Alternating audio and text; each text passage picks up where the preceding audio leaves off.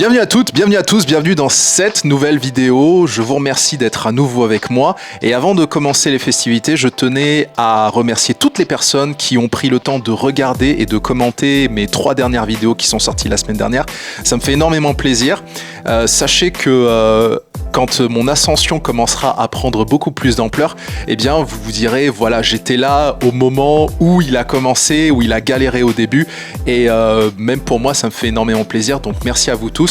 Et pour celles et ceux qui viennent d'arriver, eh bien, je vous souhaite la bienvenue dans cette vidéo. Et sans transition, je vais vous parler d'une affaire qui a secoué le monde du cosplay ainsi que la communauté LGBT. Et surtout, restez bien jusqu'à la fin de la vidéo parce que je vais vous poser une question essentielle et je vous inviterai à répondre en commentaire pour que vous me donniez votre avis sur le sujet.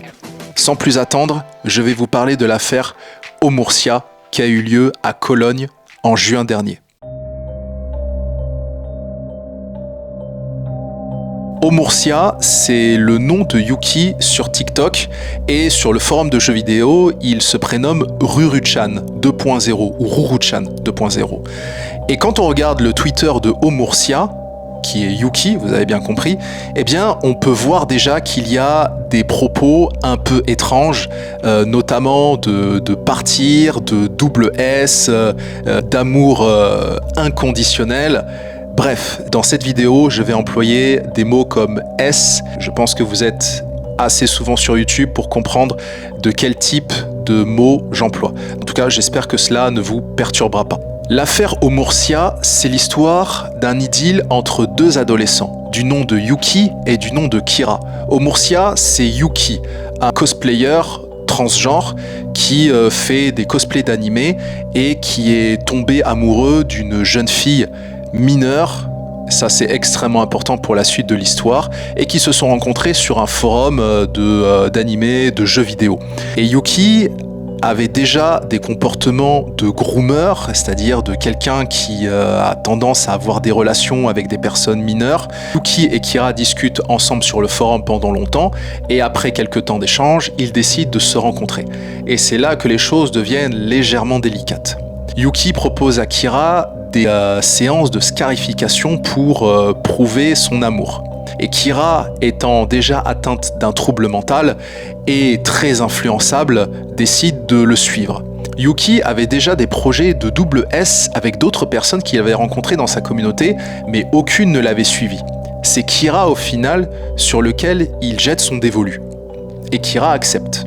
Il faut aussi savoir que les deux sont issus de familles polonaises et conservatrices. Comme vous le savez, ce sont des familles qui rejettent le concept de changement de genre et le changement de sexe. Yuki s'est considéré comme le sauveur de Kira en la libérant de sa mère qui était très possessive. Ils décident donc de faire une fugue tous les deux et la mère de Kira, étant inquiète de sa disparition, décide de prévenir la police.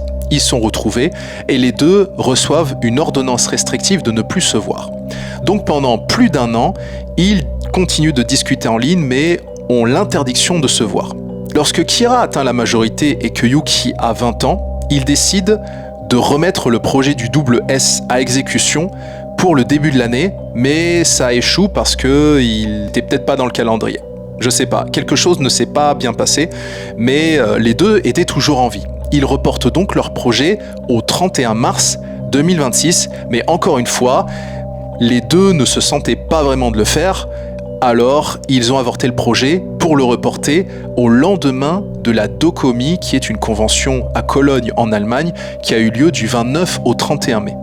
2 juin 2026 vient leur grand projet. Ils décident de commettre leur double S, mais à la dernière minute, Kira ne le sent pas vraiment, alors elle décide de ne pas le suivre et au final, c'est Yuki qui décide de s'exécuter. C'est ainsi que la police découvre le corps de Yuki dans le Rhin, le fleuve près de Cologne. Yuki est interrogé par la police pour savoir ce qui s'est passé, mais Yuki refuse d'expliquer ce qui s'est passé par peur d'être considéré comme la première suspecte. Et c'est là que les choses ont commencé un peu à s'enflammer dans le monde du cosplay.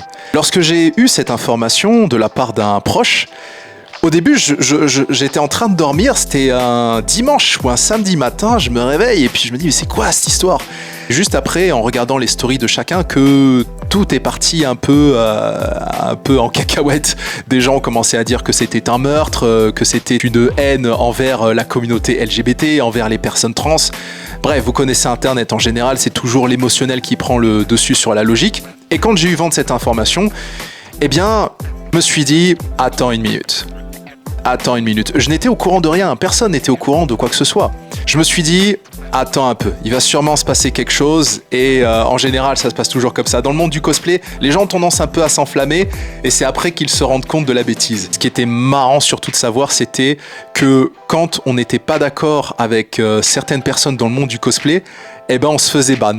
C'est-à-dire que quand on expliquait que c'était une personne qui molestait des jeunes filles ou bien qui leur proposait de faire des actes de scarification alors que c'était ces mêmes personnes qui défendaient ce groomer, et ben au final la grande majorité faisait l'autruche. Et c'est là que vient la question que je souhaitais vous poser.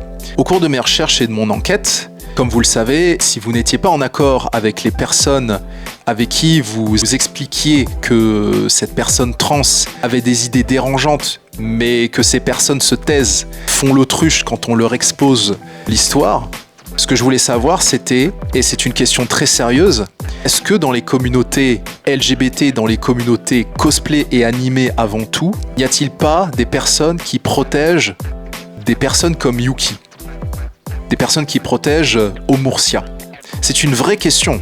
Parce qu'il faut savoir que sur des applications comme TikTok ou Instagram, beaucoup de personnes ont pris le temps de s'excuser, de montrer qu'elles avaient tort, qu'elles avaient jugé cette personne de manière un peu trop hâtive, mais il y a d'autres personnes qui se sont tues. Et en général, c'est les personnes qui sont bannies parce que vous ne suivez pas leurs idées. Et ça, c'est quelque chose qui m'a beaucoup dérangé. Vous voyez, moi, je me suis fait ban par plein de personnes.